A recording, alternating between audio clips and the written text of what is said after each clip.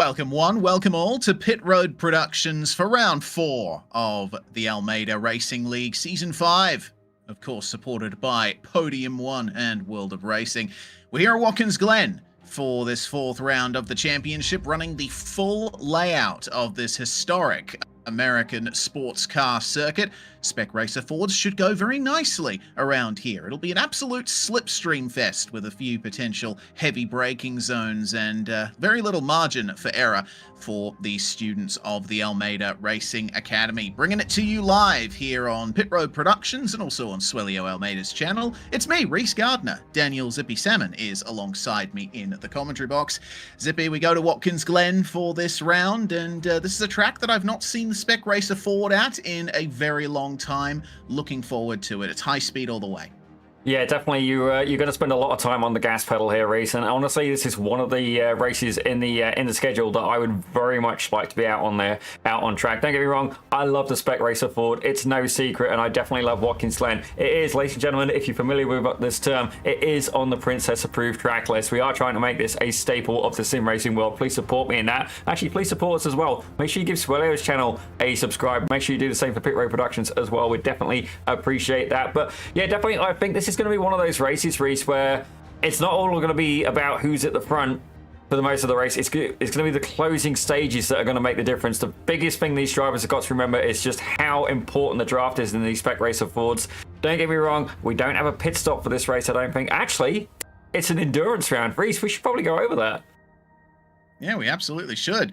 The format being as follows. Well, we'll go through the schedule. Well, okay, we'll go through the format then. There we go. All right. An hour of practice. The drivers are in 15 minutes of open qualifying at the moment. And, well, the format would be, if it were a sprint round, 2 15-minute heat races followed by a 20-minute feature. But in fact, this being an endurance round, it is going to be a single,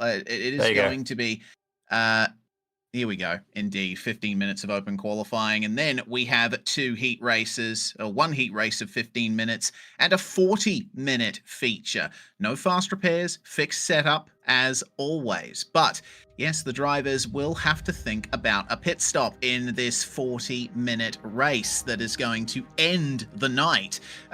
It's going to be fantastic, honestly, because yeah, I think that's going to add another wrinkle to the strategy. You do mention, Watkins Glen being a draft-centric track, and you don't want to be the leader in the train. You have a big opportunity to save fuel in the slipstream. And whether or not you come out with a drafting buddy, or if you come out of the pits in front of traffic, is going to decide your race. That's the schedule that we were seeing there at Watkins Glen for round 5. Round 6 to Interlagos. VIR is the next round. And then Imola, Road America, Jerez, and Winton to round off the season. Road America is the second of the endurance rounds for the season. So I think this round here at Watkins Glen should provide us with a little primer for what is to come at Road America later in the season. Yeah, absolutely. And definitely this is, like I said, the biggest race that I would want to be a part of, not just because it's the endurance race format and pitch strategy comes into play, but I absolutely love Watkins Glen. It is indeed on the list of tracks that I would very much like to visit. But you know what we should do, Reese? Championship points. Indeed. Coming out of round 3, Edwin Rivera is still the championship leader, and by some margin. Valdas Van Savicius is not in Split 1, with Edwin's closest rival being Gabriel Ardigo, who sits there on 342 points. I think Edwin Rivera has just been the picture of consistency. Jeffrey Adkins and Michael Cords from different splits are only 3 points apart for overall 4th place. There's plenty of great battles going on here. Ian Joyner was Edwin's main rival at round 1 at Montreal, but unfortunately he was absent for a round or so, and so he sits in P7 overall in the total championship. That's where they all stand at the moment, and yeah, basically what you need to know is it's the Edwin Rivera show at the moment, Zippy.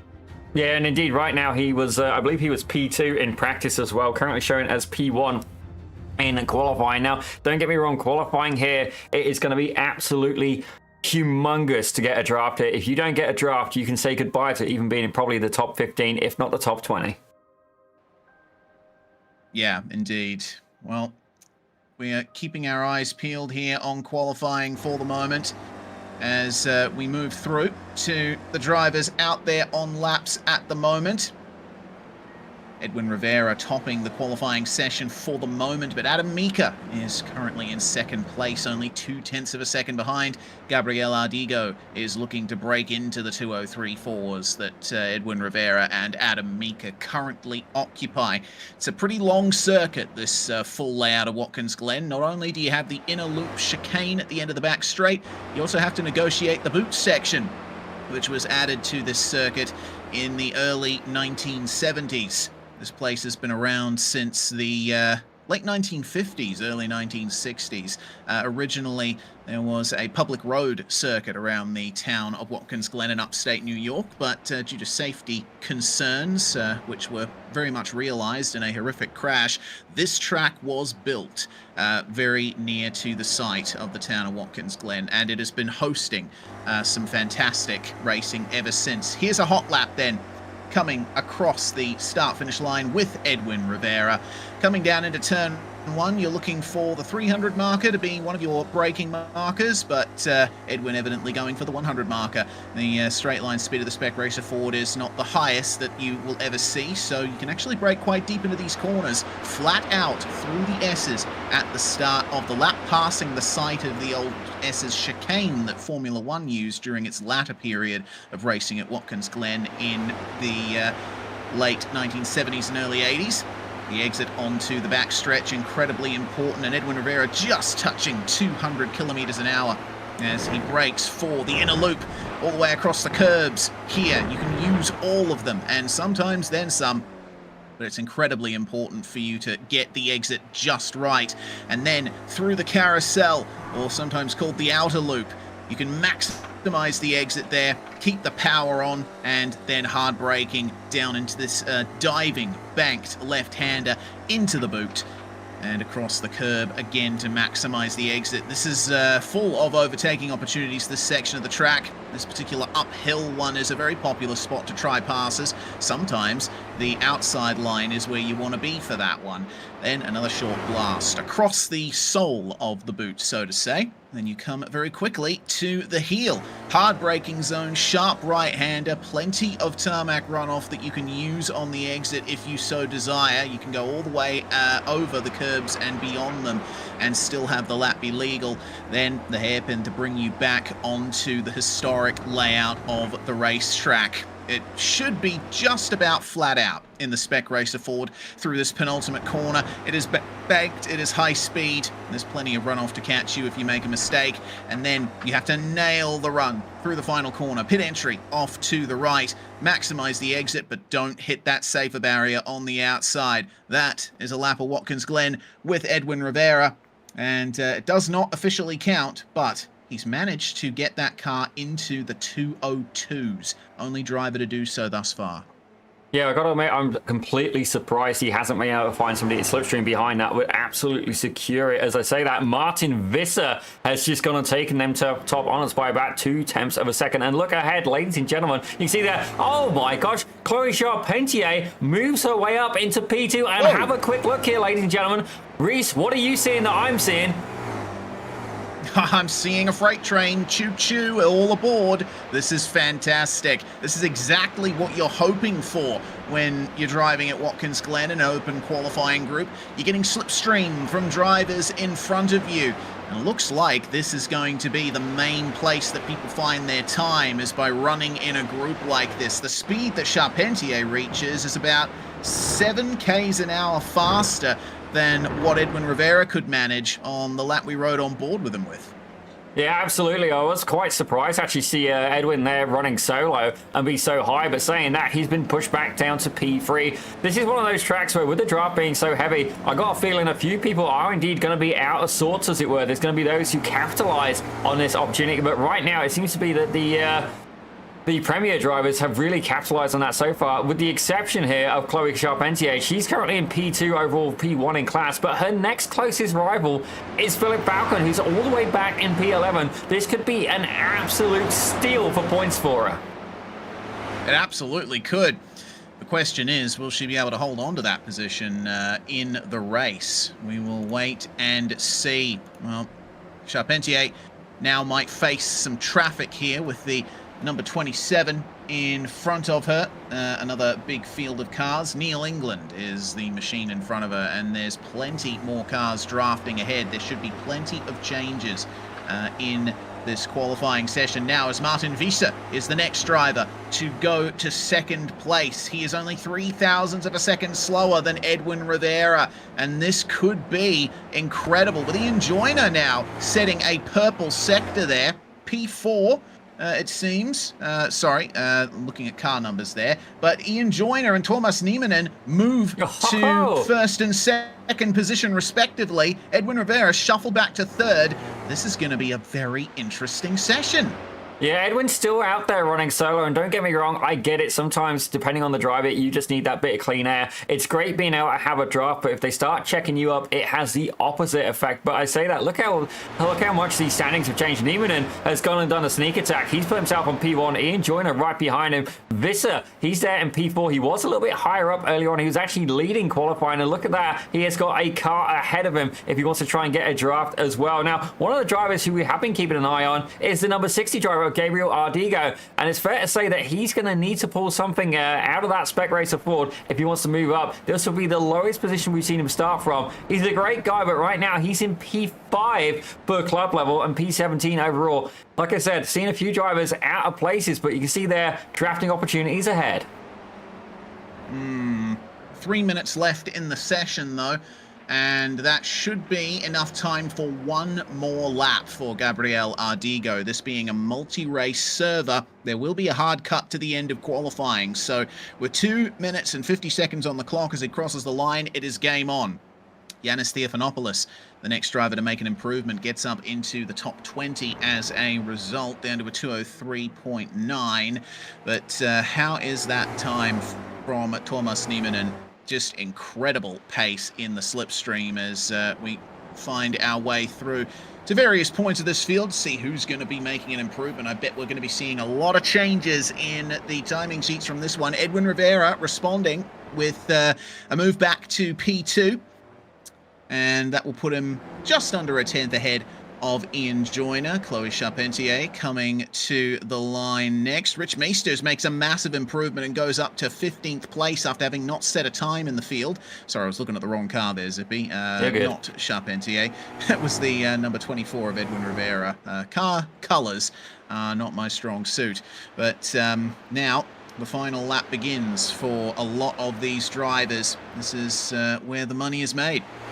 Well, certainly Rich Meesters, he definitely did not get the memo on this one. He's got nobody to draft with, and you can see there, he's in P15 overall. You've got to have somebody to draft with. Don't get me wrong, you don't want to enable your competition, but if any there was going to be a round where you needed to make a friend and start thinking about having a team strategy, this would have been it. I would have honestly loved if we'd have had this this setup here for one of the team seasons we'd had. It would have been intense. Certainly, I think Sammy Hendricks would have been a master of manipulation here when it would come to trying to get these cars stacked, get them drafted, and indeed potentially try and cover the field pretty much. I mean, if you can get cars 2 wide, 3 wide, good luck getting past, ladies and gentlemen. It's just you're not going to be able to do it.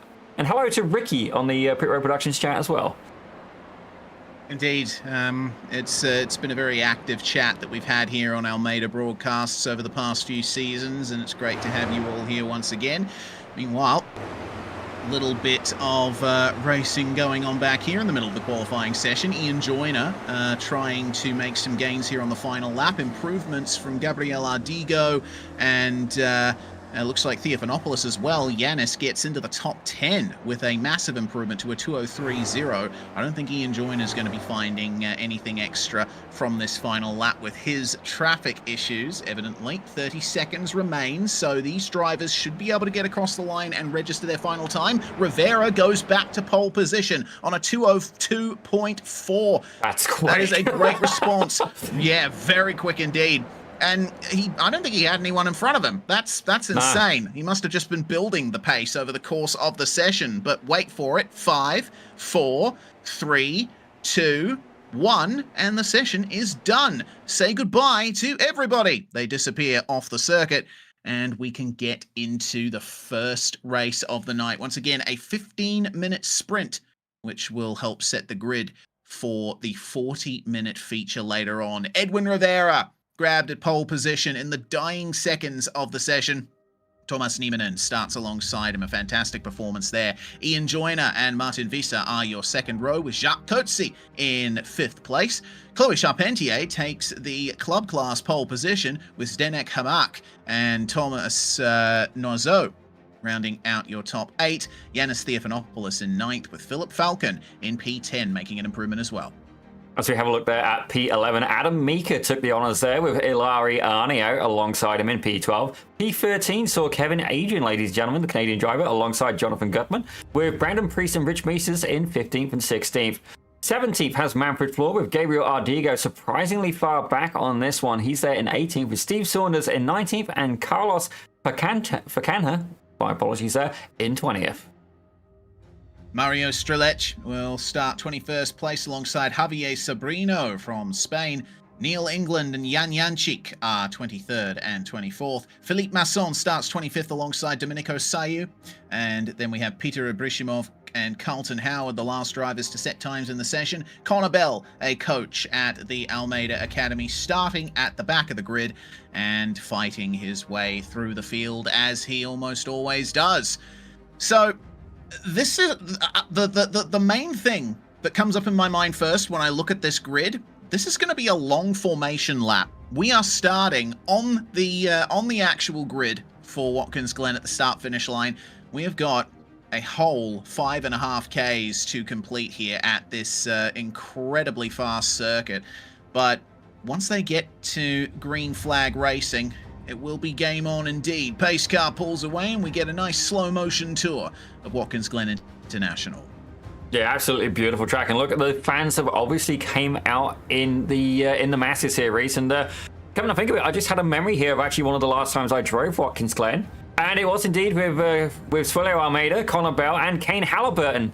It was a impromptu practice session for Suelio to get ready for his TCR race here. Currently racing in IMSA, ladies and gentlemen. Let's give him some support there. Definitely, it takes a huge set of stones to be able to go at that level of racing. And to be fair to him, he's done absolutely fantastic, both himself and his teammate Matty Olst as well. Be sure to check that out. I believe they are done for the season, but don't get me wrong, we'll be seeing more of Suelio in the future, no doubt about that. But no, it was good. We had an absolutely epic battle, and don't get me wrong, I do not generally drive a TCR car well. It was my first time in that Hyundai, and I was having some really, really great battles. And, I did accidentally let Connor Bell absolutely just steal the inside, and then he was gone, as you would expect, but able to hold off Suelio and Kane for a little while. And I got to admit, Suelio, I love you dearly, but it was when he goes and said, oh, chaos is coming, and then I binned it and took out myself and somebody else. It was hilarious to watch.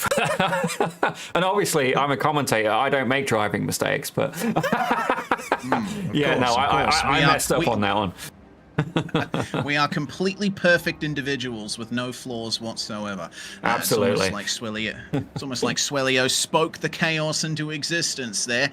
Has a tendency to do that. But we'll see here how much the students have learned from their tutelage at the Almeida Racing Academy. If you're unfamiliar with this series, this series is run by the Almeida Racing Academy, Suelio's coaching business that helps sim racers get faster and more competitive.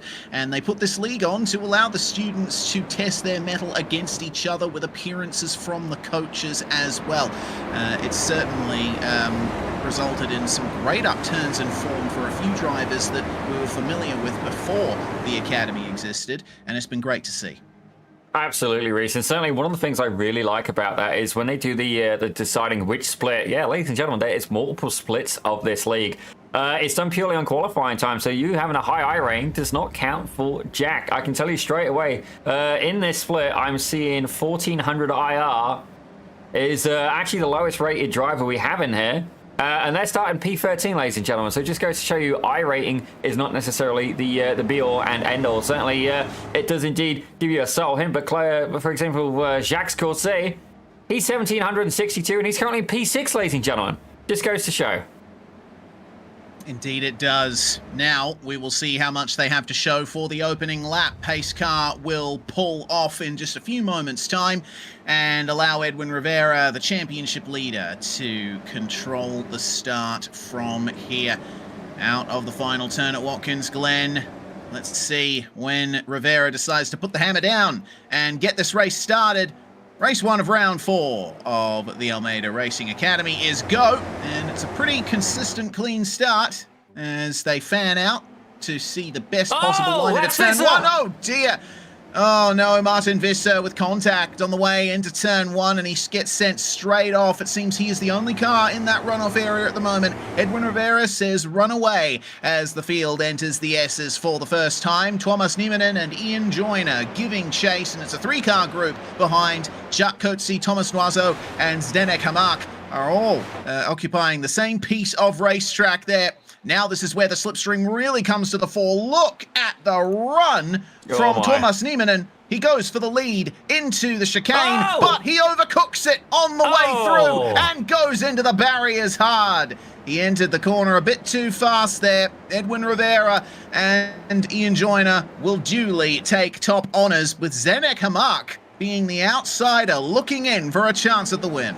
Yeah, definitely. Zdenek, he's played this very well at the start of this race. Don't get me wrong, I feel for Neiman, and I've definitely been in that scenario before where you just get such an absolutely fantastic overspeed. All your braking points change, ladies and gentlemen. Zdenek is... he's not done, ladies and gentlemen. He's now giving Edwin Rivera a piece of his mind and making his way up into P2. But let's have a quick look here. Hard charger right now that I can see, Reese, it would actually be Connor Bell. He's just made it up 10 positions further back in the grid. But if you ignore that, it's Brandon Priest. He's managed to make his way up 8 positions so far. Good job getting into P7 there from Brandon Priest. Behind him, they are continuing to race. Oh dear, that's Adam Mika that's gone around and he's sprawled across the track there. I hope that no one else has gotten involved. Oh my gosh. All right, scratch that. Multiple drivers have gotten involved as a result of that incident, and Adam Mika's car is effectively destroyed. Looked like a spin. Was it contact is the question. It looks like it might have been, at least from that little angle. The number 7 machine of Chloe Charpentier was right on the scene, and poor Adam Mika. Well, I mean, he did the right thing by holding his brakes, but when you're sprawled across a live racetrack like that, there's only a couple of things that can happen. There's only a few ways it can go, and the worst is what usually happens. I gotta describe that in one word, Reese, and I'd say mullet. That's exactly how that went down. But right now we got battles happening throughout the field. Connor Bell able to survive. Chloe Charpentier is actually still running, ladies and gentlemen. I thought she got caught in that incident as well, Reese. Let's have a look here from the back of Connor Bell, see if we get a look. There is definitely a little bit of damage on that spec Ford, and they are quite susceptible to it. But if she can stay in the draft, she may be able to keep going. Right now, down 10 positions overall. Looking to try and survive. Gabriel Ardigo, though, up 7 positions. And I gotta say, this is not where I'd want to be. 3 wide heading into the boot. That's a little bit scary there, Reese. Certainly is. Make that up 8 for Gabriel Ardigo, then into the top 10 coming through the chicane, and Zdenek Hamak and Ian Joyner continuing to fight over the lead. Now this is a taster for what you can expect in the feature race to come, and I think a lesson that should be very quickly learned here at Watkins Glen: sometimes it's best to not go for the move. Sure, it's great to be the one leading the train, but you're the one punching the hole in the air for everyone else. Yeah, well, these guys will have to make a pit stop right now. If I was Zdenek Hamak, I would not want to be leading this race. I would want to be tucking in behind Ian Joyner or indeed Edwin Riviera. Let them burn their fuel. Let me try and coast it. And don't get me wrong, if you can stay with them, that's great. Then you could then absolutely leapfrog them in the pits. Now, I do have to wonder as well, are we going to... Well, I guess this is a 15-minute sprint. Just go for it. But not only that, where we have quite some long straightaway sections, are we going to see a move happening between the final turn and indeed the start-finish? Is it long enough where if you carry the momentum, you'll be able to slipstream past your opponent? I guess we're about to find out. Let's see who nails the exit of the final turn and tries their best to make the move. Zdenek Hamak not getting as good of a run out of the corner as Edwin Rivera and Ian Joyner there, but you can see that there's really not many gains to be made. The slipstream, when it fully kicks in, can be powerful, but I don't think the run to the line is quite long enough to make use of it. You really have to start at the exit of turn 1 and build up the speed all the way through the S's to the the inner loop. Ian Joyner moves back to the lead. I get the feeling these guys are just going to be trading spots for the majority of this race. As I say that, Edwin Rivera says, how about 3 wide, everybody? Let's see how this goes. Yeah, I got a feeling someone's going to have to play chicken, and fair play to him, as you see there. Yeah, Riviera gets ahead. Joyner slips there into second. A huge amount of curb some of these drivers are taking. Definitely a lot more fearless than myself. Thank you to the helicopter pilot we have here at Pit Road Productions. An absolutely stellar job, fair play to him. But right now, Joyner is there in second. But let's take a quick look at some battles happening further back through the field, ladies and gentlemen. Connor Bell made his way 18 positions up. But right now, if I look behind him, we're having a whole onslaught of cars, ladies and gentlemen, starting with Jonathan Gutman. He's there in P12, and this battle runs all the way back to P19. Yeah, he's followed by Javier Sobrino and Manfred Fleur in the number 74 side-by-side. Philip Falcon in the yellow machine, trying up the inside there. The blue car is Jan Jančík, who we haven't seen in a bit in the Almeida Racing League. Good to see him back. Let's see if he can hold on in the midst of this pack. It looks like Stephen Saunders got a great run on Jančík and could be trying for a move. Speaking of moves, Manfred Fleur sticks the nose out and tries up the inside of Sobrino, but it looks like Javier wasn't quite giving him the room that he needed to get it done. Oh, wow. They are switching around all over the place here. This is what I love about low-powered cars at Watkins Glen. You get racing like this. Absolutely, Reese. And I've always been an advocate for basically, you know, how many drivers can drive, you know, like an LMP hybrid at the limit successfully, consistently? It is a lot. There's a reason that the top levels of racing drivers across the planet will generally get the drives to those cars, ladies and gentlemen. It's where you get the lower powered cars, as you were saying, which I think provides the best racing going for the majority of people, because it's easier to find the limited grip. And not only that, with these guys being Almeida Racing Academy students as well, they are refining their skills on a car that's just, it's a lot more approachable. Yeah, it certainly is, especially in recent builds. The Spec Racer Ford used to be a death trap to drive in the early years, but it really works nicely now. Oh dear, hello. Oh, the front pack is really compressing now. And they're side by side through the chicane. Ian Joyner and Edwin Rivera. Edwin, I think, did a little sneaky down the back straight. He actually went wide and lifted a little bit to try and stop the onslaught of the slipstream. But it looks like it has compressed everybody together, and it's given a great chance to Jacques Coetzee and Brandon Priest to potentially get onto the podium. And speaking of Brandon Priest, how good is it that he's managed to latch onto the back of this pack? He is up 10 places now. Attaboy, Brandon. Got to say fair play to him. And definitely, this is exactly what Joyner and Riviera would have not been looking for, ladies and gentlemen. They do want to try and pull away as a lead pack. But don't get me wrong, it's not a team championship. If you're going to make some friends, you want to do it before the race starts. And anybody who's done, you know, Spec 4s or even 1600, especially something like the Formula V as well, the underappreciated open wheel car I'd find in the iRacing service, all the time you battle, you just open it up to people behind you, and that is exactly what's happening. You can see there, just in these last couple of corners, Yanis Fianfanopoulos, he's managed to catch up 0.3 of a second as well. Yeah, through the twistier parts of this circuit, twisty being relative, you end up catching up a lot on the drivers who run side by side. Ardigo getting racy with Connor Bell here, as Bell has moved into 9th place. And Rich Meesters and Kevin Adrian will now try their best to make their way past the coach. Let's see how this one goes for Rich Meesters. The lane is open to the outside there, but with the defense. Oh no! Gabriel! No! Into the runoff area at turn 1, and he will go descending down the order back to his starting position. Yeah, that's definitely not what he had in mind, but thankfully able to keep it away from the wall, as I believe there goes Jan Jančík, ladies and gentlemen, making his way by. Forgive me if that was the wrong number, as he's getting right there close and spicy. Let's have a look. Who's he actually there with, ladies and gentlemen, as I'm keeping an eye here on Manfred Fleur. There's been an incident for the lead, meanwhile, as, oh dear, that's Jan Jančík and Jonathan Gutman that appear to have come together there to the inside of the circuit. Jančík has damage now. He'll try his best to limp that car back to the pits. That's very unfortunate indeed. We'll get a look at what happened to the leaders here. They were 3 wide for the lead coming into the chicane. Rivera hits the wall on the inside, and then there's contact there for Zdenek Hamak, and he goes spinning around, and it looks like just off the racing line, which incidentally is right across the curb there. So Hamak falls back into 7th place, and, well, Jančík did nothing wrong there. I think he basically just got turned around. So just unfortunate, unlucky incident there for Jančík, who now finds himself back in P20 and with a lot of recovering to do. As we take a look back at the lead pack, ladies and gentlemen, it is a mix of names we're not used to. Yanis Theophanopoulos has got that gap down even closer, ladies and gentlemen, and look who's coming with him. Connor Bell, 3 seconds back, but if he makes it there, he's not just going to bring himself, he's going to bring Zdenek Hamak right back in the feature. Rich Meters and Kevin Adrian, they've got 5 minutes left of this race. What are we going to see happen in the closing stages? Can Connor Bell catch up to this lead pack, and is he going to bring a whole entourage of drivers with him? Now, this is an interesting proposition that you have here, Zippy, as they continue fighting up the front here. Ian Joyner now sees Brandon Priest behind him in the very recognizable green machine there, moving up to 2nd place. Any one of the drivers on screen at the moment, and that includes the ones in the back there, could potentially win this race. Absolutely. You can see here what is often a hot discussion as well is it better to... Oh, that was tight. Is it better to...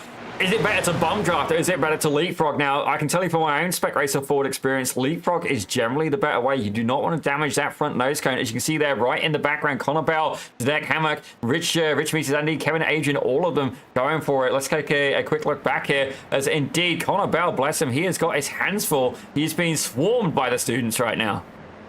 He absolutely is. And a bit of a wide line there for the 29er, Kevin Adrian, who has Manfred Floor for company now. It's a 5-way fight for P7 with Yanis Theophanopoulos ahead of them in no man's land. The question is, will any of them be able to get the times that they need to catch up to that lead pack? It's a bit of a balancing act you have to strike if you're in a pack, because yes, you may have the straight line speed from the multiple slipstreams you have ahead of you, but if you end up slowing each other up in the corners, then that is all for naught. Yeah, definitely, and it looks like Jacques Courty is able to hold on to this right now. Fair play to him. He is 1,762 I rating, ladies and gentlemen. And the people he's trying to fight with right now, I'd say rough math, average strength field from, I'd say, P1 to P4. I'd say in the mid-3000s, ladies and gentlemen. So fair play to that guy. It is basically a featherweight taking on the heavyweight, if you was to look at this in a wrestling point of view, I guess. For sure. Very light cars, incidentally, these Spec Racer Fords. They really dart around the racetrack at times.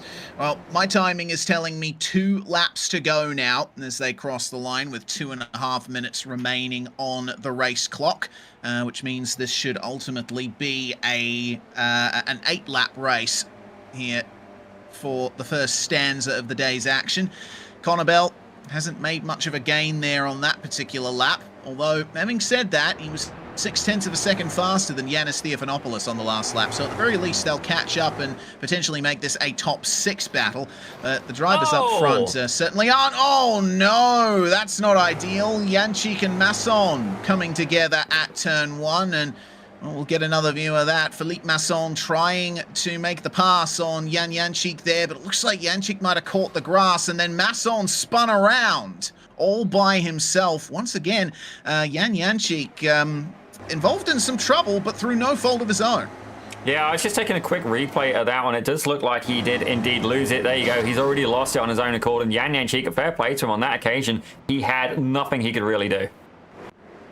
Yeah, it's not ideal to be in a race and have incidents happen so close to you and around you and get all those dings and dents on your car when you're just trying to get a result at the end of the day. Looking for a result here is Rich Meesters, who has Connor Bell in front of him and Kevin Adrian behind. Let's see what these 3 can do versus Yanis Theophanopoulos. The gap between them is about 2.5 seconds.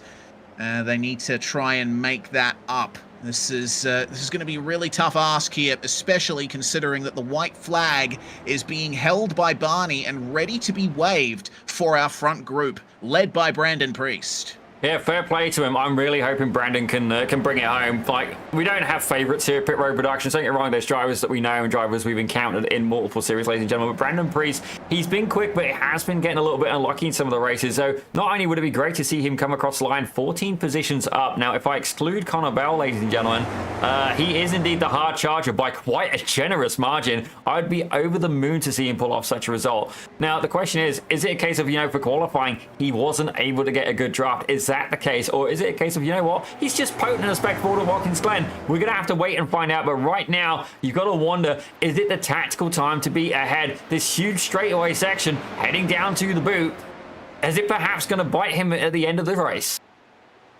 I think undoubtedly it will, as he gets pincer moved by Edwin Rivera and Ian Joyner.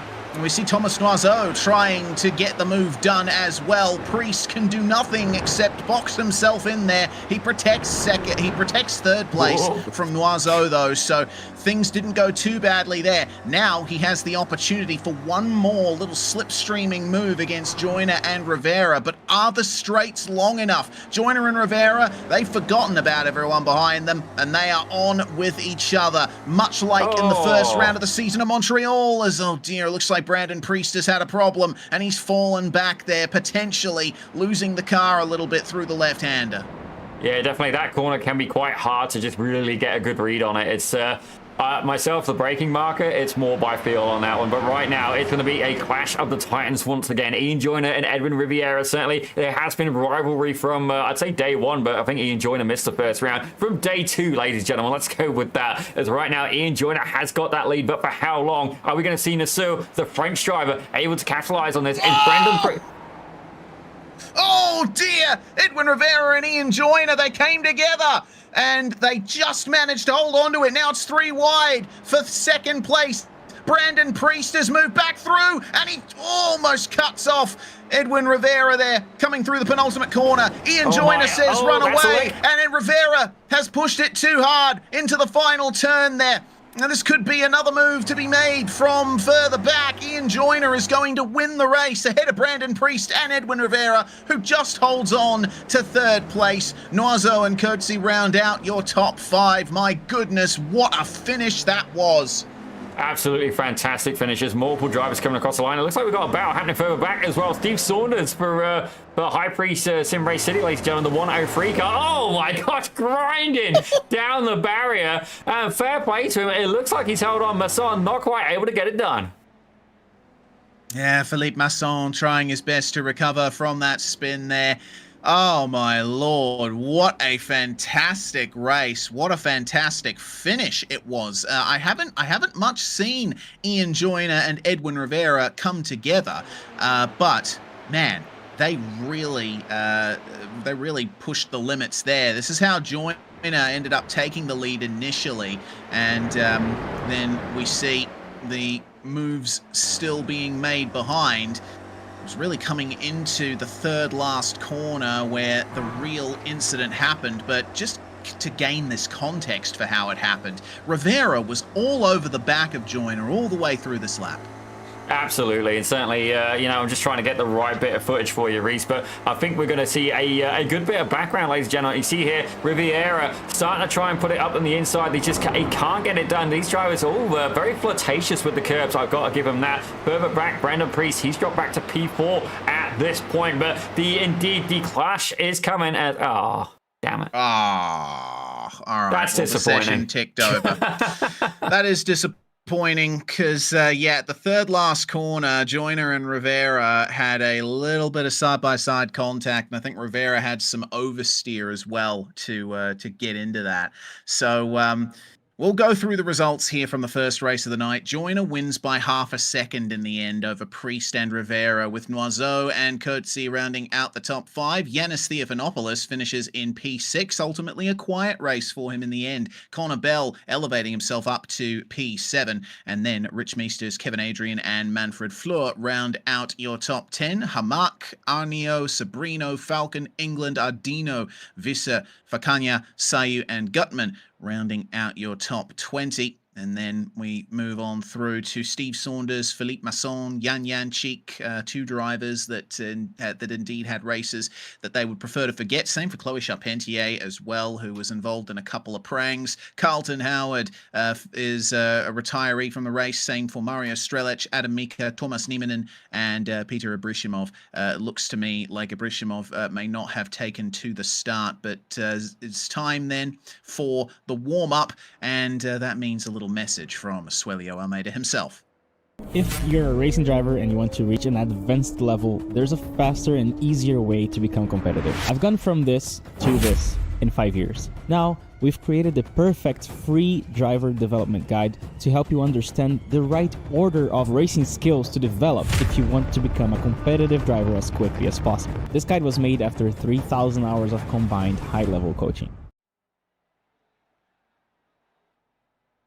Well, thank you very much, Suelio, as we bring Connor Bell into the fold here up in the comms box. Absolutely frenetic racing here at Watkins Glen, Connor.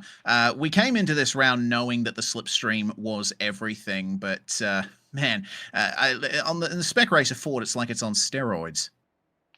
Yeah, exactly. That was so much fun, that race.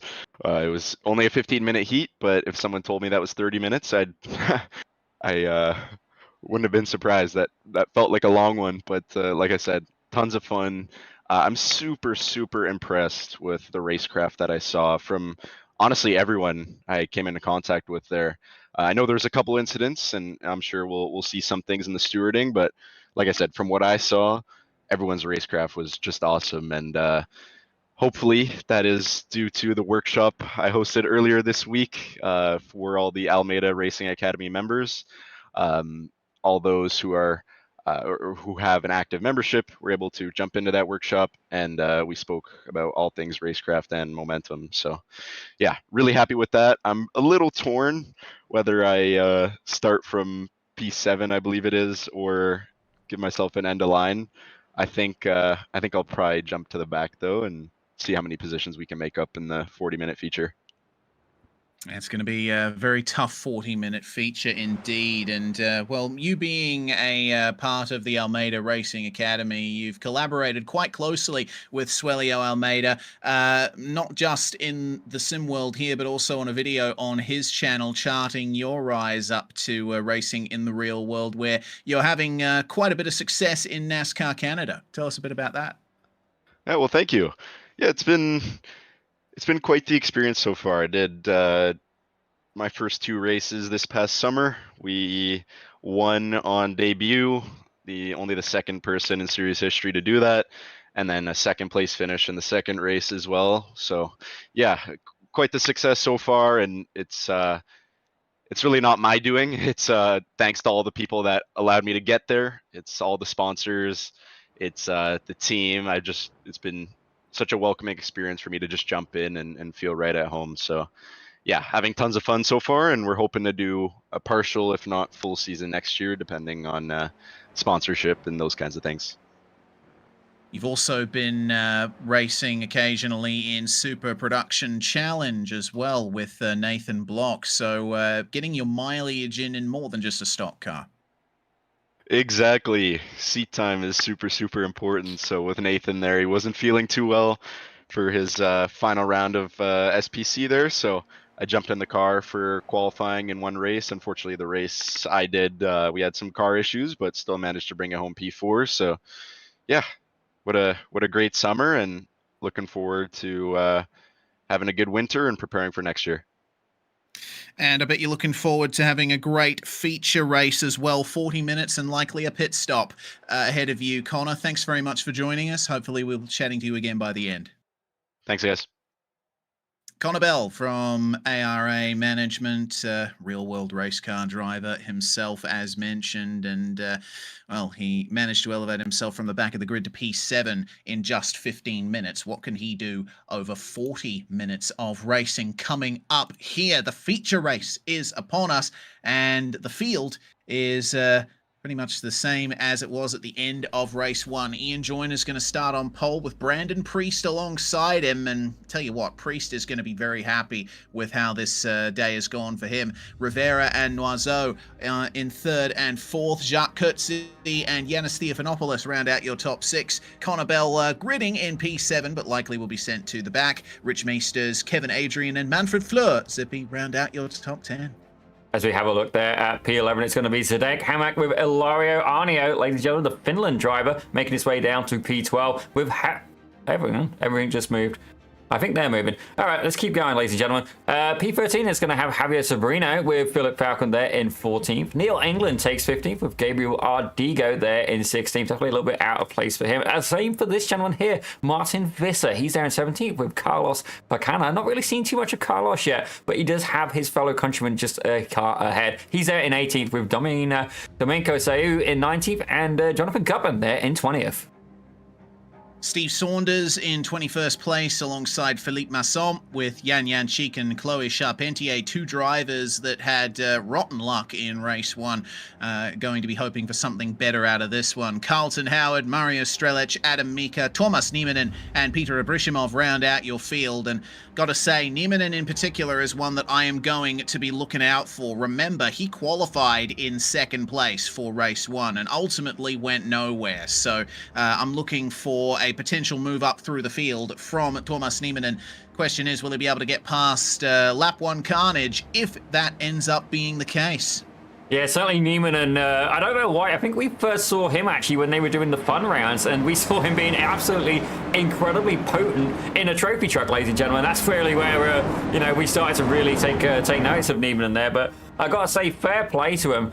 I think he learned some valuable lessons from that first race, and I wonder what he can do. But definitely a few people here. Yanis Theophanopoulos, he's leading in the club class here for this second race. This could be an opportunity for him, but he's got Kevin Adrian very close by. Certainly has plenty of opportunities for big points here in the first feature race format of this season. A reminder that this is not the only one we'll be seeing. We're also going to be going for the 15-minute sprint and 40-minute feature at Road America later on in the season. So this is a good bit of practice for these drivers. And it's funny to note actually that both of the sort of endurance rounds of these seasons take place at tracks that have long straights and are great for slipstreaming. Yeah, I definitely don't think that is an accident, and fair play to him. I think it's going to make for a fantastic season, and indeed a fantastic event, ladies and gentlemen, as indeed that will be another one of the events I would very much like to be behind the wheel of. But fair play to him. It's been an absolute belter of a season so far, and we're just going to give a little bit of a thank you actually to the Almeida Racing League, and indeed Julio Almeida, Connor Bell, Kane Halliburton, and indeed all the people at the Academy for bringing us such an absolutely fantastic set of shows on a Saturday afternoon. For sure. Late Saturday evening for me here in Western Australia. It's just coming up to midnight where I am, but it being a weekend, I don't have to worry about waking up the neighbours. Let's see how much I yell at the racing yet to come here. Ian Joyner starting on pole alongside Brandon Priest as the pace car gets ready to pull off into the pit lane. Will Edwin Rivera be able to fight back here and try and claim another victory to continue his great run this season? Will Ian Joyner start fighting back from a distant 4th place in the championship? Green flag flies and we are away, and Ian Joyner gets an absolute jump over everyone there. It looked like Priest was trying to cover off Rivera for a moment, but Edwin was right alongside on the way into turn 1. Here we go. Ian Joyner has a clear turn in, but Edwin Rivera loses the rear, and then that's the front bodywork of oh dearie me, Brandon Priest, that has come a cropper there through the first turn. Some chaos happening already. Rivera's fallen back to P7. That puts Thomas Noiseau up to P2. Zdenek Hamak and Yanis Theophanopoulos are fighting for the final spot on the podium. It's absolute bedlam back there. Well, you can already see here that Brandon Priest, the number 30 car, has indeed lost his nose cone. That could be the bodywork that you are indeed referencing, but absolute chaos here at Watkins Glen. Priest is going to be on the outside. He's going to be feel that difference in aero as I see cars taking to the grass, ladies and gentlemen. Incidents happening. I believe Mario Strelec just got involved in an incident as well. Yeah, Strelec is, it seems, falling down the order. And, well, it looks like Kevin Adrian also had a terrible first lap too. Strelec then coming into the turn here. Oh, he got on the brakes early, but I think that caught out the car behind. Yeah, he just got absolutely smoked there. I think Ilari Ianio got caught up in one of the early lap incidents as well. Just looking at the standings, Kevin Adrian as well, Ilari Ianio all heavily falling through the field. Connor Bell showing as down 10, but he gave himself a end-of-line penalty, ladies and gentlemen. But right now, Edwin Riviera, surprisingly far back, he's there in P7. This could be a huge opportunity for Ian Joyner there, who's currently pulled out a 1.5 second lead. If anybody wants to catch the number 12 car, they are going to have to work together. They can't do it on pace alone. Oh dear. No. Javier Sobrino. Oh dear. Sobrino off with a spin there in the third last corner of the lap. A very easy corner to lose the rear end in, I can tell you from experience, but let's see if he can make some kind of recovery there. 40 minutes doesn't seem like much time, especially when you've done endurance racing for a long time, but there's plenty of opportunities to make up some pace. Rich Meesters in 8th place, the only car other than Ian Joyner to still be in the same position he started in, but maybe not for long if Manfred Flor has anything to say about it. Gabriel Ardigo right on the back of them as well. Spin for Peter Abrishimov and Jonathan Gutman.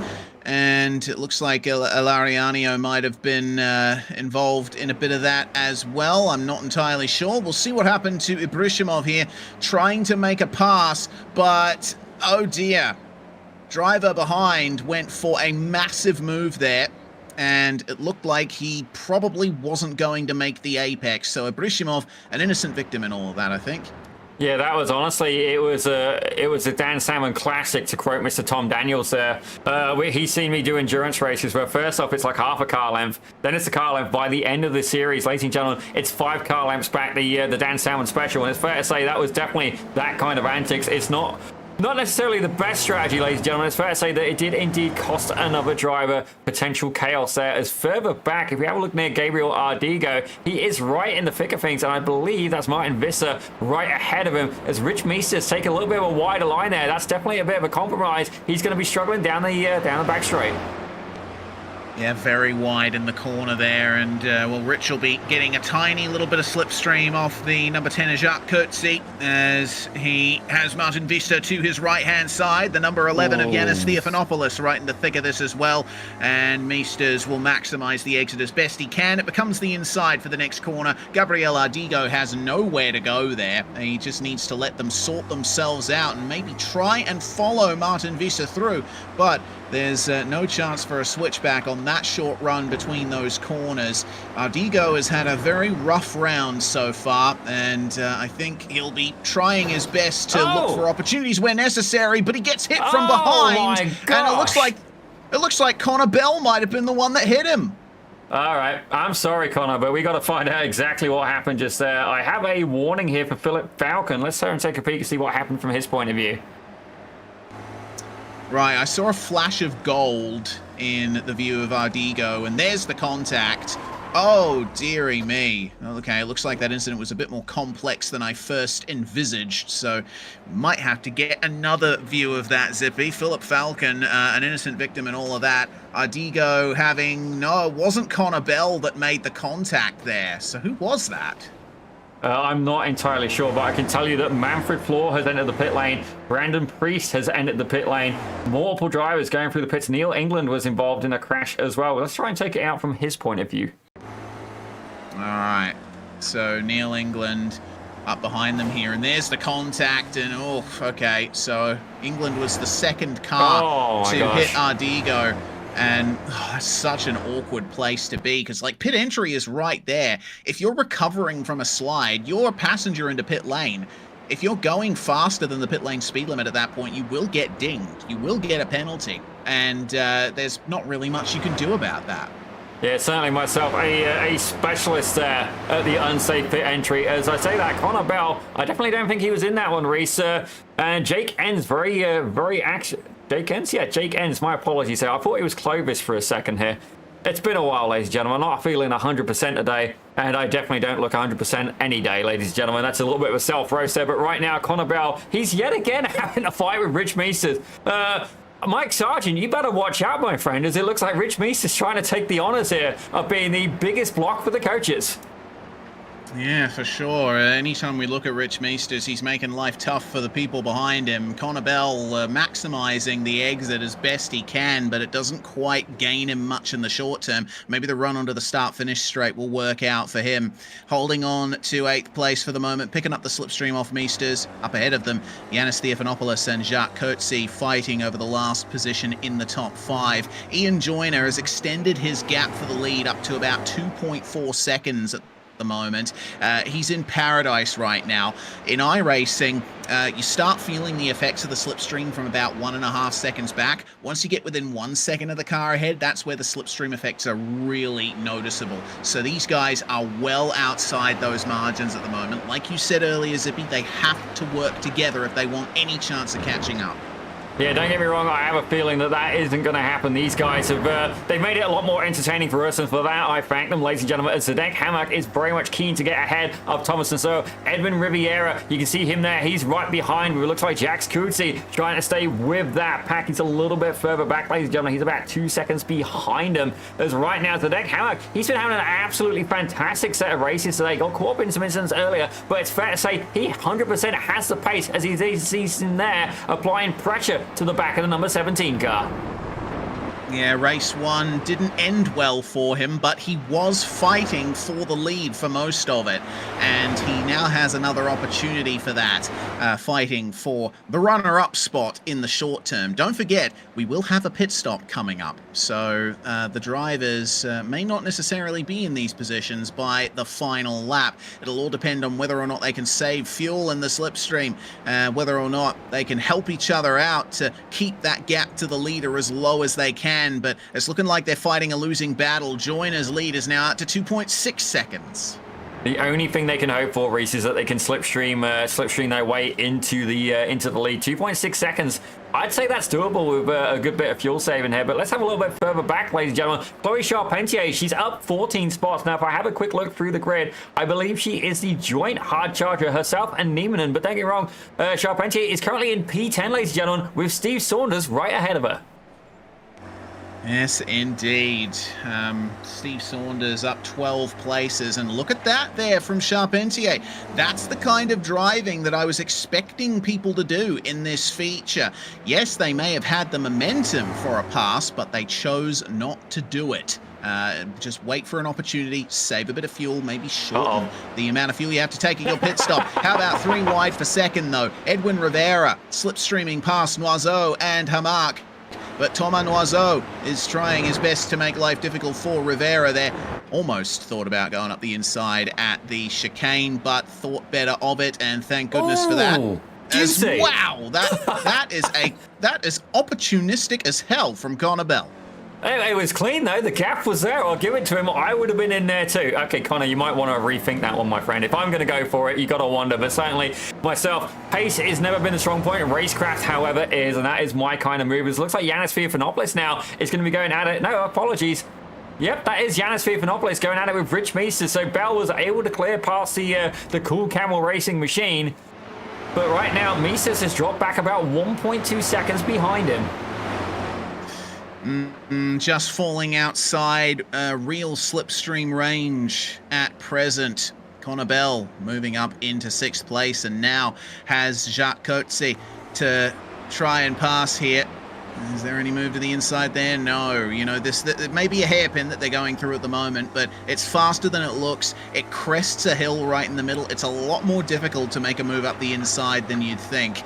And then through this second last corner, you're winding on the steering to try and get as much speed as possible. And there's not really much of an opportunity to complete a pass. But the exit of the final corner, hello, that's a bit of contact with the wall from Jacques Coetzee, and Connor Bell will duly move into the top 5. Yeah, definitely very easy to have contact with the wall there. We've all done it, ladies and gentlemen. Anybody who's driven Watkins Glen, it's almost like kissing the wall of champions at the Montreal circuit. But right now, Ian Joyner 2.6 seconds ahead. He's not been able to extend that lead. I have a feeling that Rivera, Nazo, and Zadek Hamak may have indeed been switched onto that fact. Don't get me wrong, they are indeed fighting. But I think they're very aware of just about whereabouts Ian Joyner is. As we're going to check back here in P14, ladies and gentlemen, because it looks like we've got a battle between the fellow countryman, Ilaria Arnio. He had a little bit of an incident earlier on, but Thomas Niemanen there. Both of these guys fighting for P14. Are we going to see some camaraderie between them? That is the question. Adam Mika is the car they're both trying to pass there in the number 31, and Arnio gets it done. Niemanen doesn't have many places he can go, though, so he'll have to just lift off and allow them. And hello, that's Philippe Masson out of nowhere. Jeez. That was fantastic. That's crazy. Right. Yep. I could watch that again. Just let me find it. I wasn't even thinking about him. He wasn't even in the frame. That's crazy. Oh, man. All right. Well, we'll see. This is Niemanen's view of it, and then, hello, Philippe, where did you come from? Bonjour and au revoir. Philippe Masson, almost make contact with Adam Mika as he sighs through up the inside at the chicane. He didn't manage to quite get Ilariano, but he managed to gain a couple of free positions out of that, and I think he should be very proud of a move like that. So, Thomas Niemanen continues to hold on to his position at the back of that train. Adam Mika has moved back past Philippe Masson, and it looks like Ilariano has run a bit deep, and that's going to bring them back into contention there. I tell you what, as well, the battles at the back here it's the midfield is a more appropriate term. The battles in the midfield are looking fantastic at the moment. The battle up the front is looking just as good too, because I mean, you're right, the gap that Ian Joyner had at the front of this field, it didn't change all that much on the previous lap, and that's because Edwin Rivera, Thomas Noiseau, and Zdenek Hamak briefly worked together to bring that gap down, but they're not doing the same at the moment. Jacques Coetzee, meanwhile, looks like he's had a problem, lost the rear into turn one. Unfortunately, no one else got involved, but that's not an ideal outcome for the South African. Yeah, definitely not what he had in mind, ladies and gentlemen, but indeed the battles are occurring, and it is realistically, it's for second down to about fourth. Connor about 2 seconds back behind him. I do have to wonder if he can catch up, but realistically, the biggest action, ladies and gentlemen, on demand, is between Adam Mika, Philip Masson, and Peter Ibrishimov has got in there as well. My lord, Ibrishimov now moves to the front of the pack. Philippe Masson almost coming a cropper from that one. Some fair taps on the way into the chicane there. Ilariano has gotten away from these guys. He's really taken advantage of that. This is Ibrishimov's view of it all. He sees the gap. He sees Masson staying to the right. He sees Adam Mika staying to the left, and there's a bit of contact on the way in. I'm amazed that they all held on to that. Yeah, that was definitely a high-risk, high-reward move, and fair play to him. It paid off. What an absolute slingshot. It reminds me, actually, when I competed in a amateur event at Spa. It was a broadcast event, and I did the same thing after Rouge and Radion. I just absolutely slingshot. Two guys were fighting, and I went, thank you very much, and done the pair of them. Absolutely. Philippe Masson, meanwhile, runs wide there, and Ibrishimov moves to the front of the pack. I guess the new front of the pack, now that Ilariano has said run away. Javier Sobrino getting involved in this one as well. It seems every single time these guys go through a corner, something happens, and that's a big slide, and around goes the number 32 of Peter Ibrishimov. Adam Mika off as well. Ibrishimov's hard work and heroics have ultimately come to nothing.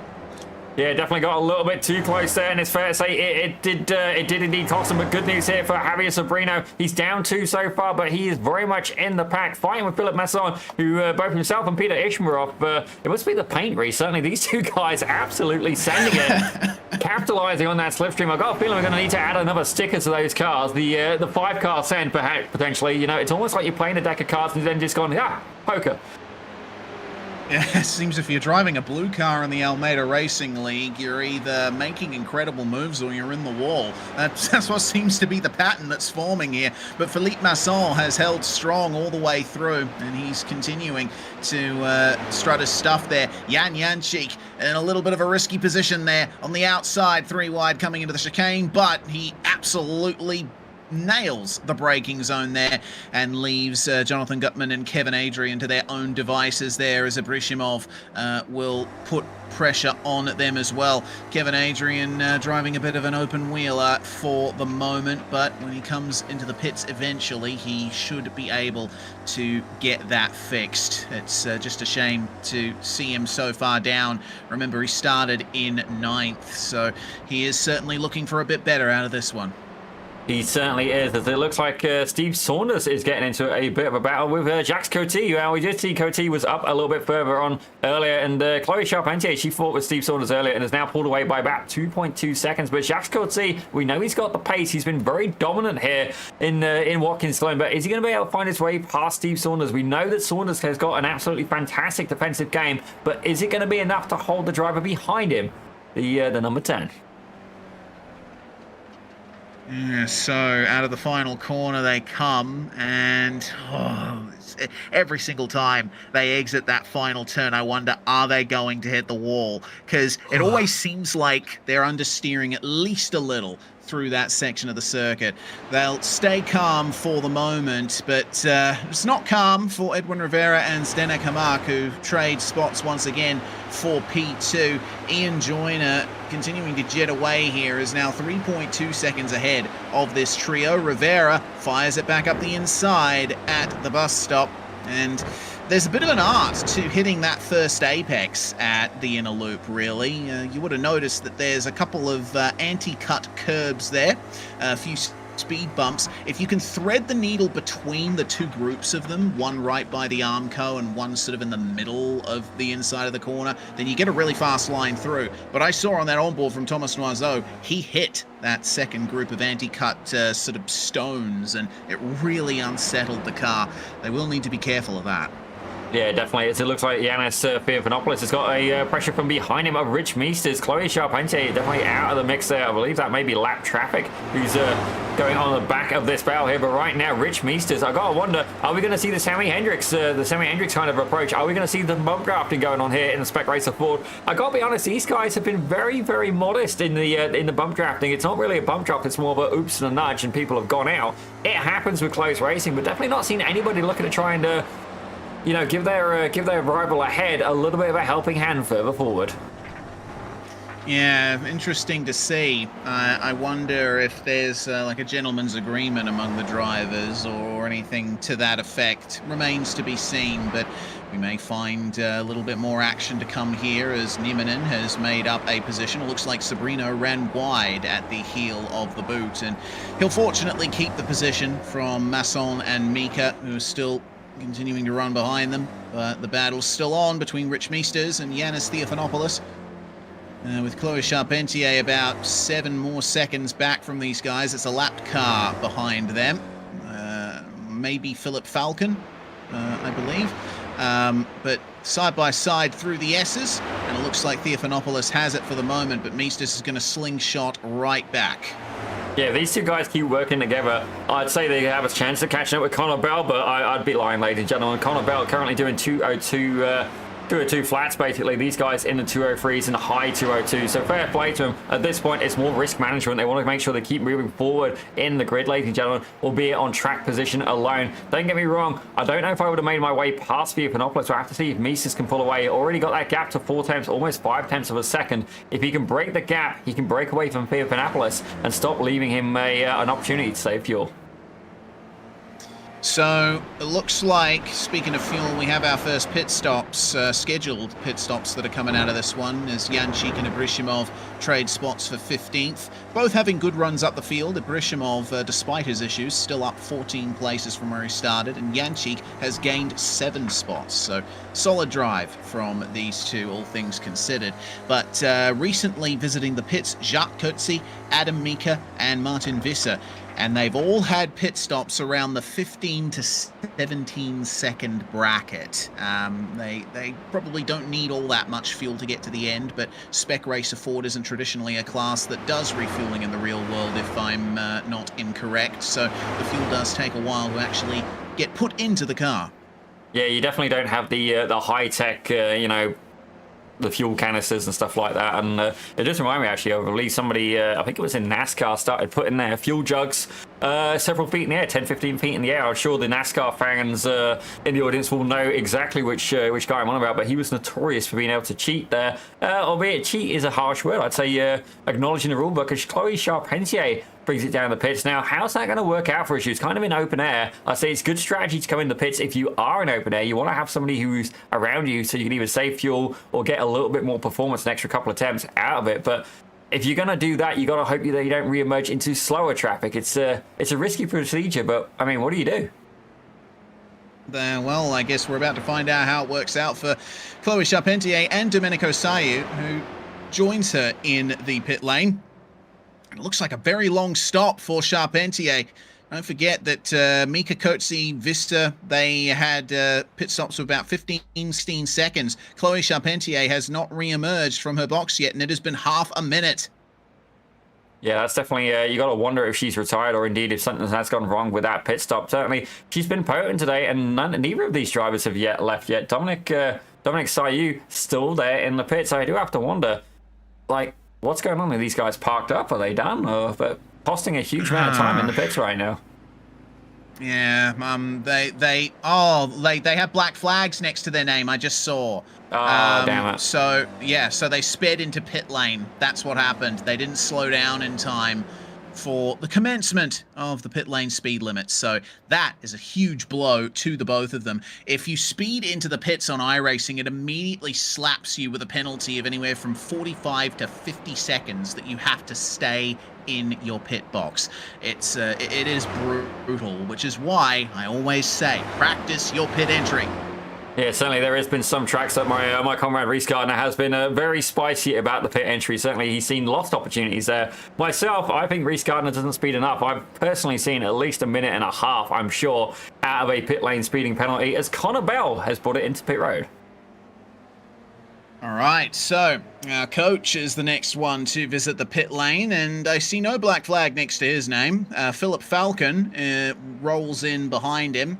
And Falcon is looking for a lot more out of this one. He's certainly not having a great race at the moment. Hopefully this sets him up for maybe gaining a couple more positions by the end of the race. So as more drivers come into the pit lane, I have to wonder, the battle for second that's continued on this whole time, are they going to throw up the white flag and go into the pits at any point? It looks like Thomas Noiseau, who was a part of this battle, has blinked and not come back. He's having network issues. Okay, that's definitely not good here for Noiseau. As I see further down, yep, I can't even select him either. You got to wonder what has happened with the French driver, ladies and gentlemen. As right now, Yanis Theophanopoulos is still going at it here with Rich Meisters. These two guys have been trading positions now. Don't get me wrong, is there some strategy between them? Is it just some friendly rivalry? Or are we going to see one of these drivers come into the pits? Now, the undercut in the Spec Ford has actually been a very valid strategy. To me, it makes no sense. Like, you know, the tires don't get excessively hot on these cars, and obviously being a bit lower on the power range, you'd think that the lighter the car, the better the car. But don't get me wrong, it's all about where that fuel is as well. Potentially, you could make it for a better handling car, carrying a little bit of that ballast. Yeah, I agree. Meisters and Theophanopoulos trade spots once again. Looks like a bit of a yield there from Yanis.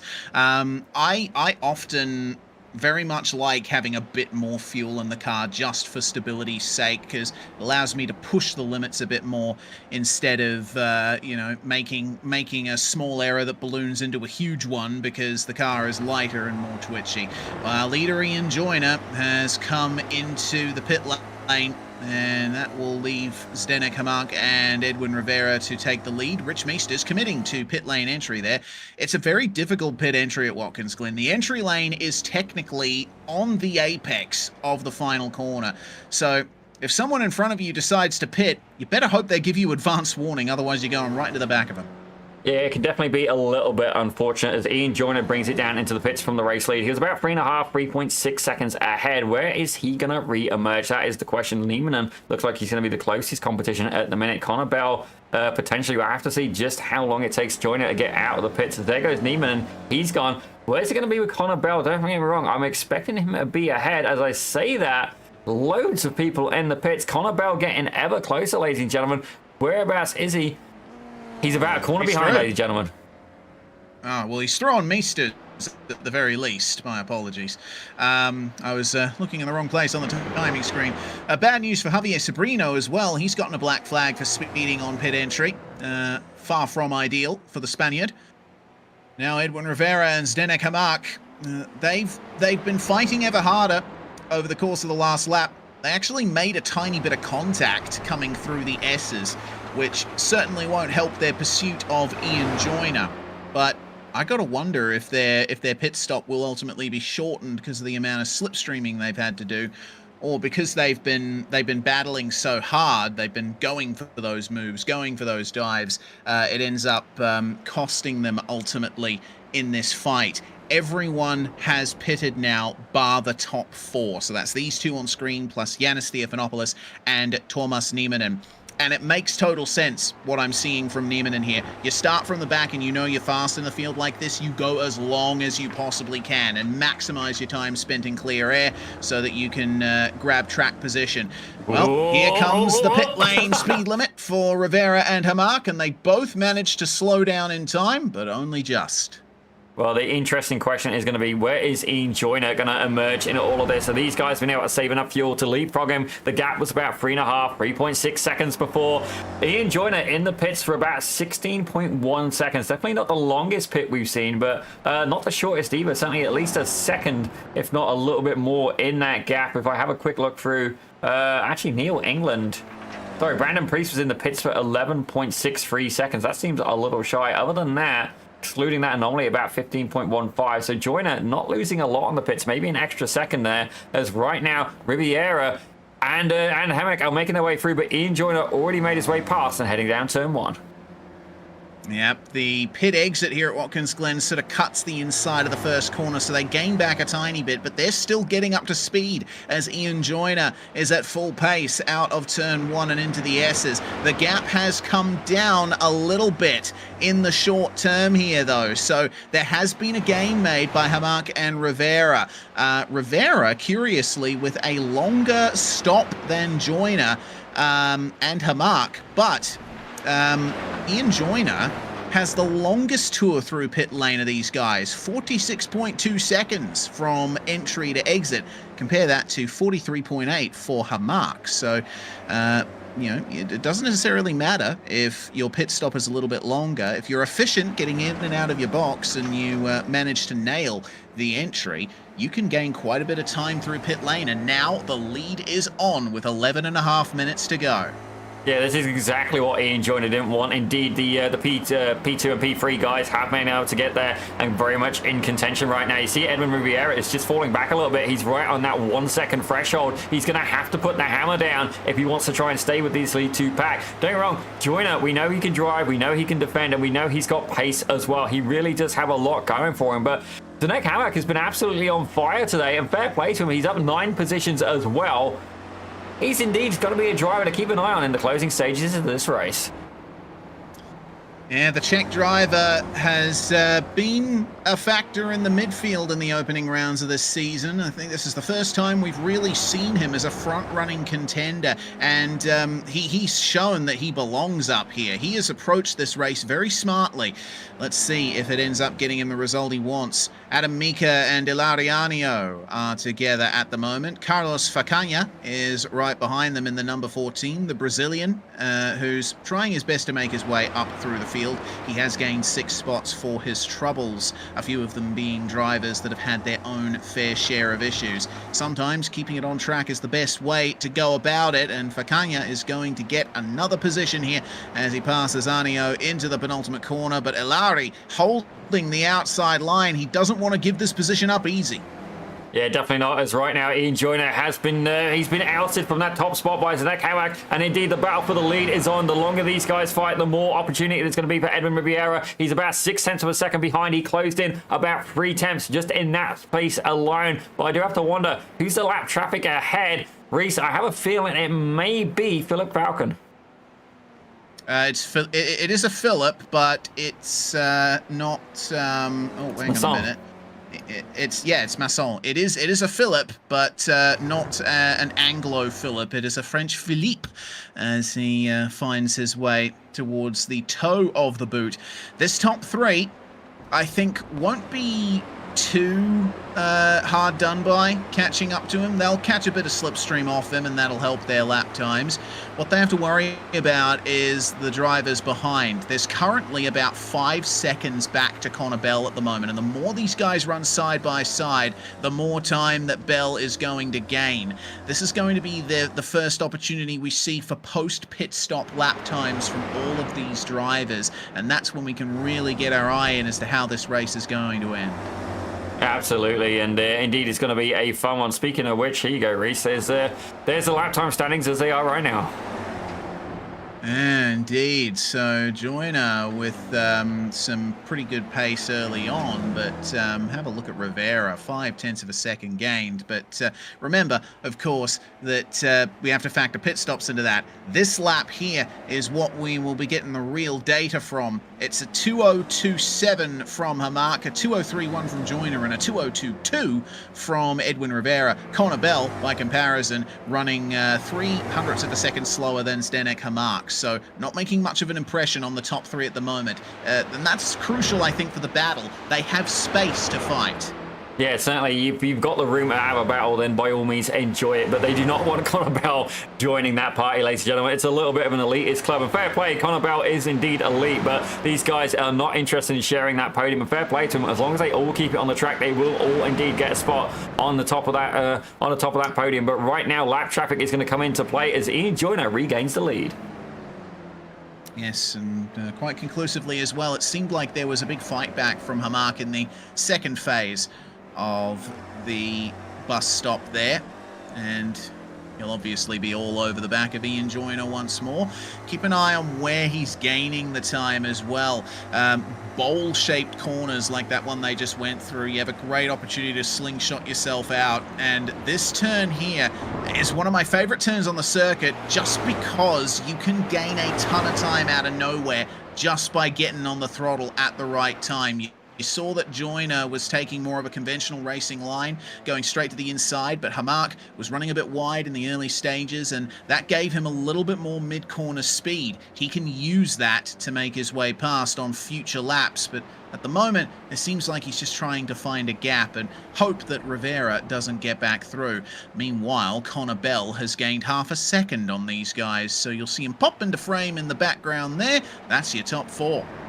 Yeah, certainly, Connor Bell has been able to clear Ridgemeesters by the tune of about 8.5 seconds, ladies and gentlemen. We do have a couple of battles happening throughout the field. Ilari Arnio, he's got Carlos Pacanha right behind him as well. It looks like Martin Visser and Peter Abrishimov are going at it as well a little bit further back. But honestly, all the action currently up front right now as these guys are fighting for the win. 6.5 minutes remain. My timing is telling me 4 laps to go. That is a tentative measurement. Don't take it as gospel just yet. But Joyner now will catch a little bit of slipstream off Philippe Masson just in time for Hamak and Rivera to gain his slipstream. And here comes Rivera steaming around the outside of Hamak and trying to do the same thing to Ian Joyner. He moves ahead by the time they get to the braking zone, and now Rivera has put himself in a perfect spot. This is some top-class driving from all 3 of these drivers. It's exactly the kind of battling that you want to see around a track like Watkins Glen. But that was a big statement from Rivera there. He caught the slipstream off Masson and said, "I want to be in front. Now it's up to you to try and pass me back." Absolutely, and I think these guys are going to be doing a little bit of a conga here, just swapping for position, ladies and gentlemen, who is going to lead the train. And fair play as well to Philippe Masson for giving them such a clean way through the French driver. Very respectful there. 1500 I rating, but very aware of the race happening for the lead. So fair play to him now, as it looks like Carlos Pagana and indeed Ilari Arneo are still going at it, 2 tenths per second between them. This is one of only 2 close battles on track at the moment. The other one is for 11th between Carlos Facaya and Ilari Arneo for P11 there. And they are separated by about half a second, it looks like. These guys are where the fighting really is at for deciding the podium for the feature race here in round 4 of season 5 of the Almeida Racing League. Hamak fighting up the front the whole time. In race 1, though, a late problem put him back to 11th place, and that's where he started for this one. But he steadily worked his way through the top 10. He put himself in that position, and now he is here with Rivera and Joyner, 2 of the best drivers in the field, and he's looking to make his claim and add himself to the winners' books here. Jan Jančík, meanwhile, looks like a problem in the heel of the boot. Gets on the curb and, okay, looks like the... Oh, yeah, he did. Looks like he was maybe just letting drivers go, potentially. So, Jančík just trying to get to the finish at present. Here comes Ian Joyner then, to the lead on Edwin Rivera. Right in time for the chicane once more, and for a few frames there, you really got an eye in for how harsh those curbs are at the first apex. Watkins Glen has made many changes to the curbs at that part of the circuit over the years, and that's one of the more brutal interpretations of track limits. Yeah, I think I remember seeing a real life video of one of the GT3 cars absolutely taking flight there. So fair play to him. After an incident like that, you are indeed going to make an adjustment. But right now, Connor Bell, remind me what the gap was there, Reese. We're currently about 4 seconds back behind the top 3. Yeah, so it was 4.5 last time I looked at it. He's only gained a couple more tenths in the interim, so still worth thinking about. And I mean, the flip side of it as well is that Philippe Masson there, who these guys have just lapped, will shortly be giving a slipstream to Connor Bell. So Connor, I reckon, is going to use that as a great opportunity to gain some time on the leaders. Check back in with Carlos Facaya, meanwhile, because Ilari Arneo is continuing to fight with him. It looks like they've got some company there. That's Neil England, who is unfortunately not on the lead lap, so there still remains only a 2-way battle for position. Just seen a problem for Peter Abrishimov as well. He's fallen back behind Jonathan Gutman and Jan Jančík, and he is crabbing. Something has gone very wrong for the Bulgarian. Oh dear. He tried to hold on to it, but ultimately couldn't, and then Gutman and Jančík duly moved past him, so Ibrishimov is probably going to have to visit the pits. A real shame for that to happen so late on in the running. He's still having a solid race. He's up 13 places from where he started. Meanwhile, Gutman and Jančík side by side into the end of the lap here, and Jančík is making some big statements here. He is saying, no, I'm not allowing you to take that inside line. He can reign supreme on the outside. And Gutman, it seems, is really soaring away at the wheel just to try and get this car through these corners. Slipstream off Jančík will be beneficial for him. These guys fighting for 14th as there's a trade up ahead between Arneo and Facaya once again. These two are probably going to have a bit of fun towards the end of the race. And speaking of the end of the race, it is almost upon us. The drivers are halfway around the penultimate lap up at the front. Yeah, very much so. Ian Joyner currently sitting on the top step of the podium. Edwin Riviera right behind. But I've got to say, fair play to Zdeněk Hammer. He has been, not only is in the top of the field today, but he's doing it while climbing positions as well. Actually, speaking of which, hard charger right now. Thomas Niemanen up 19 positions on the day, ladies and gentlemen. That's absolutely fantastic. Currently resting in P9 overall. Yanis Theophanopoulos looking really good. He's in P6 overall, but leading the club class. Yeah, that's an insane gain from Thomas Niemanen. I remember saying at the start of the race, he has great potential to turn this into a good result if he plays his cards right. Hello, what happened? It looked like Conor Bell having a little bit of a hard time there getting past lap traffic of Philip Masson. It looked a little bit colourful, a little bit aggressive, but don't get me wrong, he has indeed made his way past and still 3.4 seconds behind this lead pack. But I have a feeling time has indeed ran out for them. He is going to need to, well, as the white flag goes, he's going to need nothing short of a miracle if he wants to find his way onto the podium. Well, either that or a crash, which is entirely possible, but the show that these three have put on for us so far, I think, makes that possibility very slim. They've been working around each other very nicely, racing hard but fair, and respecting each other's personal space, as it were. But they're going to go 3 wide here on the final lap. Ian Joyner in front with Rivera in the middle and Hamak on driver's left there. Hamak will just have a nose ahead into the braking zone, but he's got the outside line there and he'll have to yield to Rivera and to Joyner, or maybe not to Joyner. He's going to maintain the side-by-side coming into the carousel, and that, I think, is the golden touch that Edwin Rivera needed. That moment of side-by-side has now put more than half a second between him and second place. Yeah, that is, it was incredibly courageous. I can't say that it's too often I see 2 wide going through the bus stop, especially with them cuts. But right now, these guys are still going for it. You can see Edwin Riviera. He's going to hope that they keep fighting right behind him. But Ian Joyner there on the inside. I've got a feeling Zdenek Hammock is going to get a better exit there. He's going to have a less tight line. He's going to be able to slipstream and find his way back forward. You see Edwin Riviera there trying to go on the inside and defend, ladies and gentlemen. He's really going to have to pull out all the stops if he wants to maintain P1. Here comes Ian Joyner and Zdenek Hamak. They continue side by side. Hamak trying the outside move. Rivera, I think, has cleared them enough that he doesn't have to worry about a move for the lead, but Ian Joyner has to worry about losing second place. Zdenek Hamak is trying to move up that one final position. I don't think it's going to do it there. Conor Bell has now brought that gap down to about a second back from these guys, as Jan Jančić seems to have picked up a black flag, unfortunately. A troublesome race for him, but Edwin Rivera is going to come across the line here, and both Ian Joyner and Zdenek Hamak get into the wall as Rivera crosses the line to take the win. It's a drag race between Joyner and Hamak, decided by 100th of a second. Yeah, Conor Bell just 0.6 of a second right behind him. I had a feeling it was going to end in tears for those 2 drivers, but what an absolutely fantastic race. We did say it'd be a good one, and ladies and gentlemen, Watkins, Glen, and indeed the Almeida Racing Academy did indeed deliver. Oh, dearie me, it did. Oh, I think I might have to take a couple of throat lozenges after this one. It's a very exciting event for sure, and I'm really looking forward to Road America now after this, because if that's the kind of racing that an endurance format combined with a high-speed track brings us, we are in for a treat when we go across a few states to virtual Wisconsin to sample some cheese curds, I'm sure. But we'll wait for those last few drivers to come across the line and make this race official. Brief review of positions gained. Your hard charger remains Thomas Nieminen, who started in second last, gaining 19 spots. But shout out to Stephen Saunders and Adam Mika.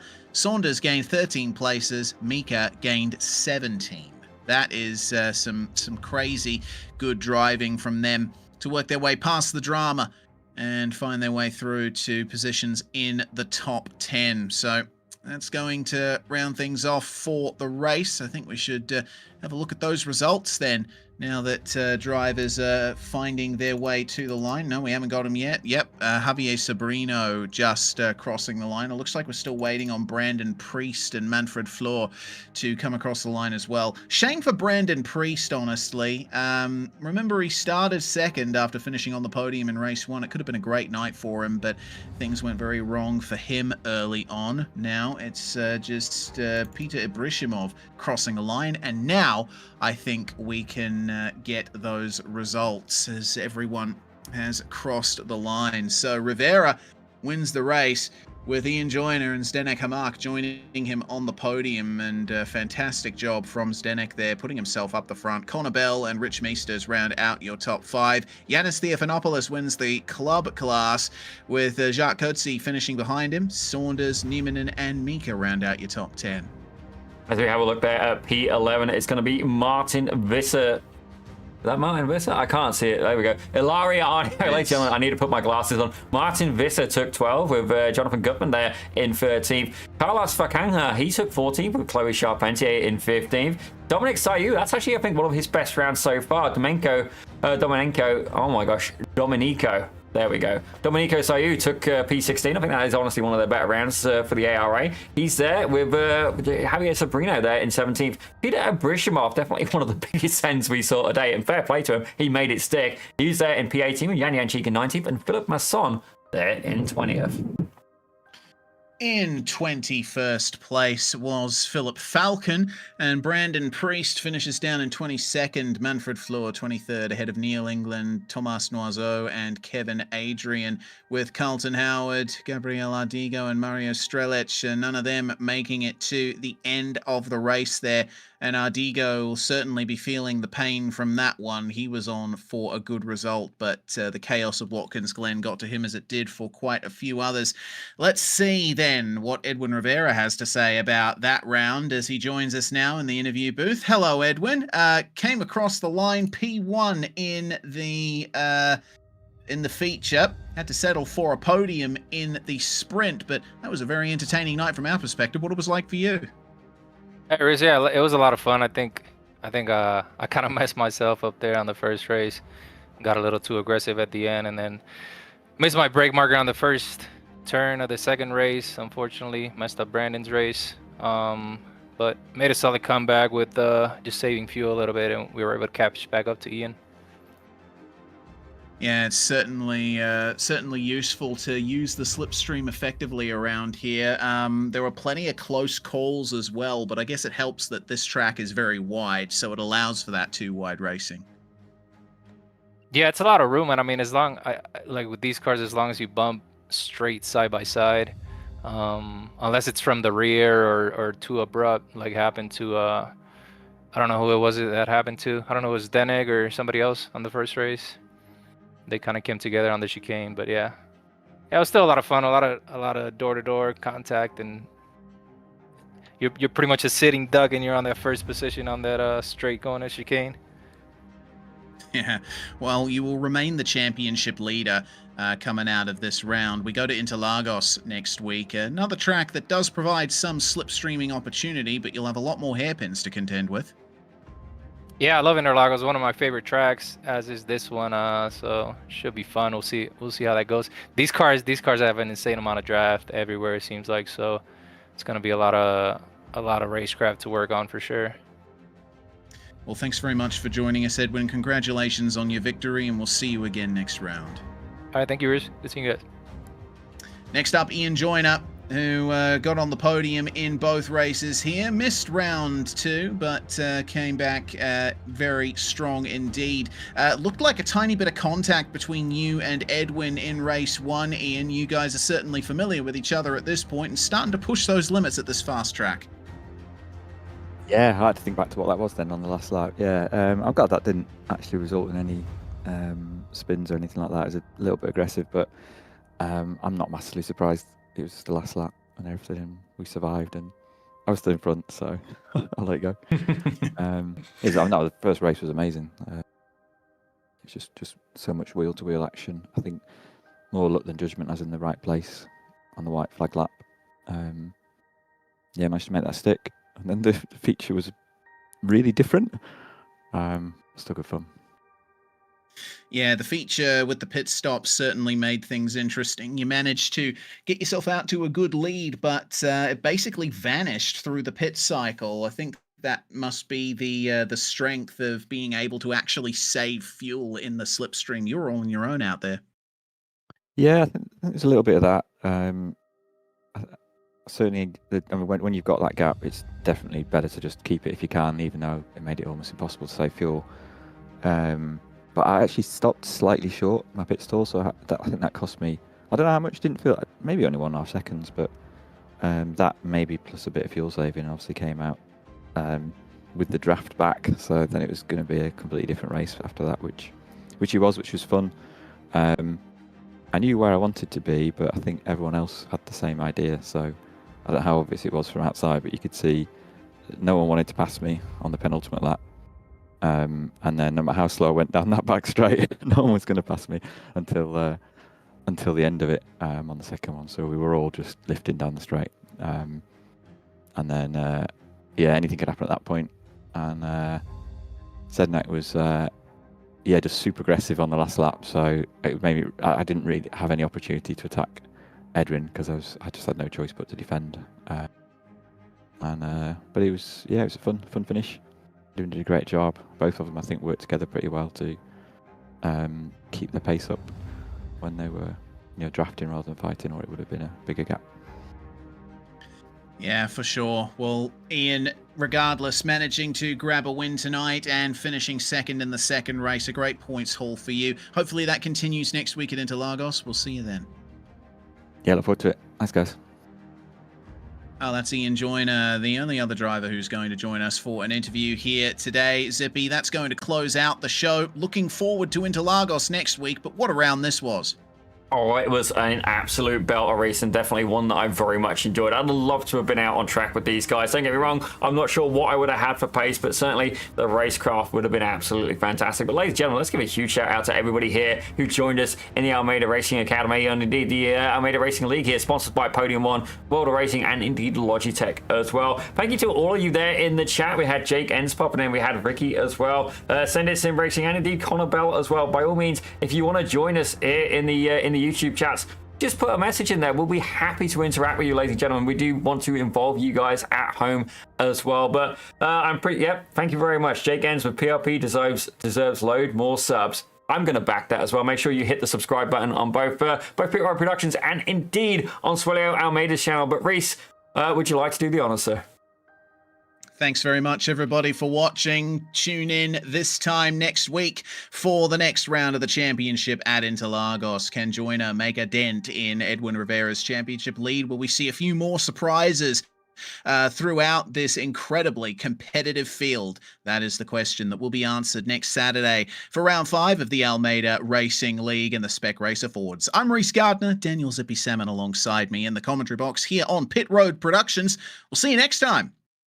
If you're a racing driver and you want to reach an advanced level, there's a faster and easier way to become competitive. I've gone from this to this in 5 years. Now, we've created the perfect free driver development guide to help you understand the right order of racing skills to develop if you want to become a competitive driver as quickly as possible. This guide was made after 3,000 hours of combined high-level coaching.